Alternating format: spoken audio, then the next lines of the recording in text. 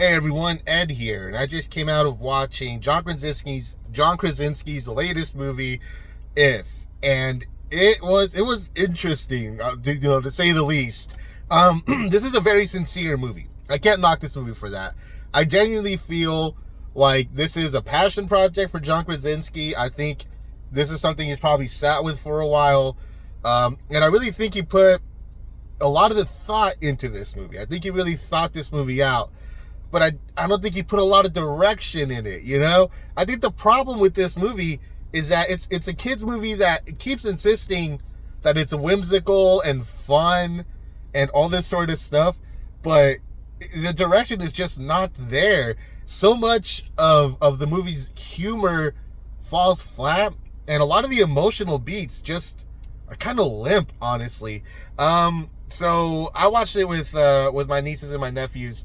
And my niece, Scarlett, she's more of a movie kid, right? She likes watching movies and stuff. So it held her attention pretty well. And she came out liking it. But my other nieces and my other niece and my nephews, they were a lot more restless about it.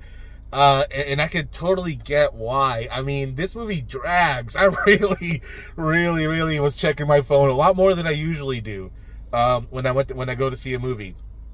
And that's just because, like, every scene feels like the assembly cut version of it. Every scene feels like all the beats are there, but there's no rhythm to it. It's just like, and then this, and then that, and then this, and then that. And it's just kind of endless. And honestly, that's kind of what the whole movie feels like. It just feels like a whole lot of, and then this, you know? And it feels like everything is just sort of like a platform for some heavy, maudlin, like, emotional beat that just very rarely lands because there's no rhythm to this. And also, like, there's so many disparate elements to this. This movie feels like a lot of subplots tied by an idea, you know, not necessarily a story.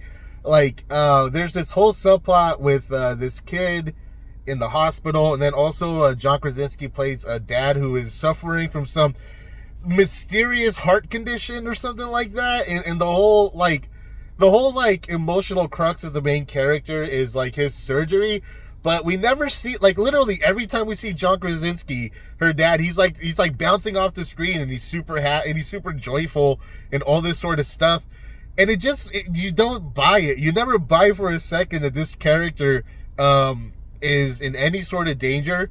And I think, you know, that's sort of his character, right? I think that's what John Krasinski's going for, is that he's an endless optimist, and he's trying to preserve, his kids' imagination and childhood whimsy and stuff. But the thing is, he's so that the movie never allows space for any sort of complication. The movie doesn't allow for him to, like, be visibly sick. And I mean, as cliche as, like, him coughing and then, like, a drop of blood or something appears on his hand, as over, like, done and cliche as that is, I would have loved it if the movie did something like that, because it would have actually given that character some sort of purpose besides being this obnoxiously, like, childish character himself.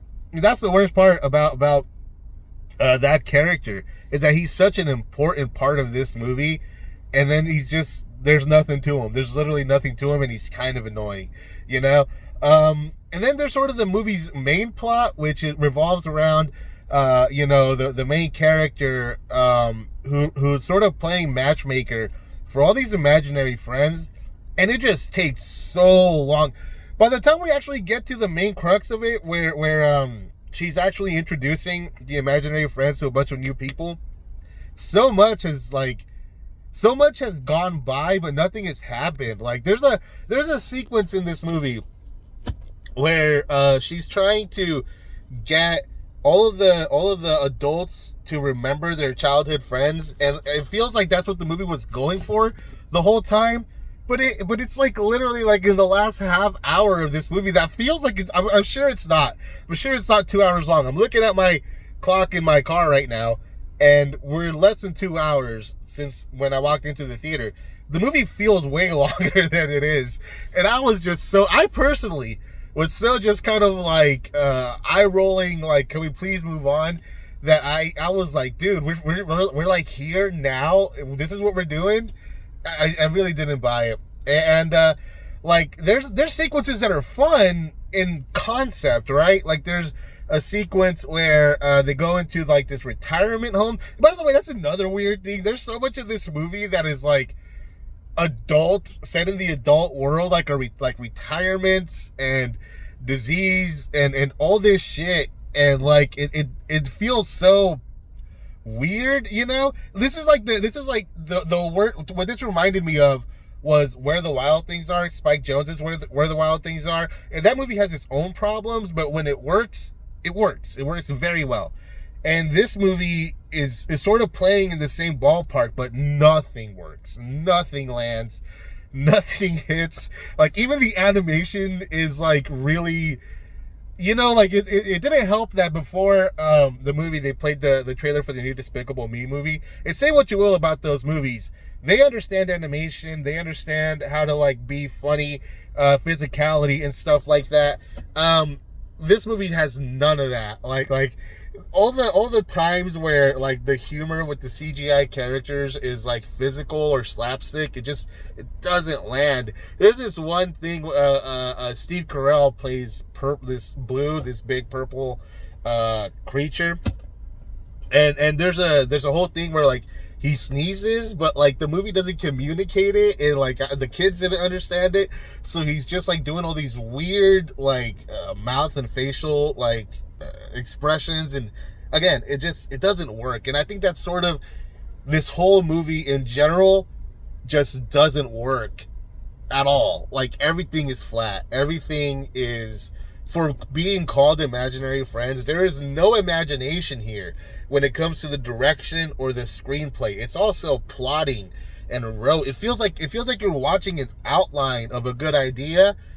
And there's another big problem with this movie, which is also sort of its biggest strength, is that Janusz Kaminski shot this movie. All right, and that's Spielberg's guy. The dude, you look at this movie, you can't deny that it's beautiful to look at. But the problem is that it feels like Krasinski was too afraid to direct him, because so much of this movie, like this movie lacks totally in the directorial compartment. So it leans very heavily on the music and on the cinematography, to the point where it feels like the music is just shouting at you sometimes, like, hey, have fun, this is supposed to be whimsical, but like the camera is just flat and just super boring, you know. The movements are boring. The actuals, like the actual look of everything is fine. It's just like very beautiful imagery captured with like no imagination whatsoever. And like another problem is too that like if Krasinski was more willing to work with Kaminski, it kind of rhymes, right? On this, it could have helped a lot, because it feels like every scene was just like Janusz Kaminski being like, oh, where can I put like a lens flare? Well, maybe lens flare is the wrong word, but there's a lot of lights within the frame that are just kind of like unmotivated, you know. It just feels like Kaminski was like, well, I have to do something. You know, I can't just have these flat fucking like camera moves and boring ass fucking sets and shit. No, like, I'm Janusz Kaminski, I'll do something. Hey, let's put some light leaks in here and all that shit. It's so lazy. And I think that's sort of this whole movie for me. It was just such a drag. It was. I mean, I've gone with the kids to go see a lot of kids movies, and at the very least, they go by fast because they're so manic and all that. In this movie, it feels like a drama more than anything, but it keeps insisting that it's more fun than that, but it never pulls it off. And it's weird, dude. It's weird because like this is so clearly like something important to John Krasinski, and I think he's really putting a lot of something in here. I think there's definitely a lot of passion and sort of wanting to bring this world to life, but it ends there, you know.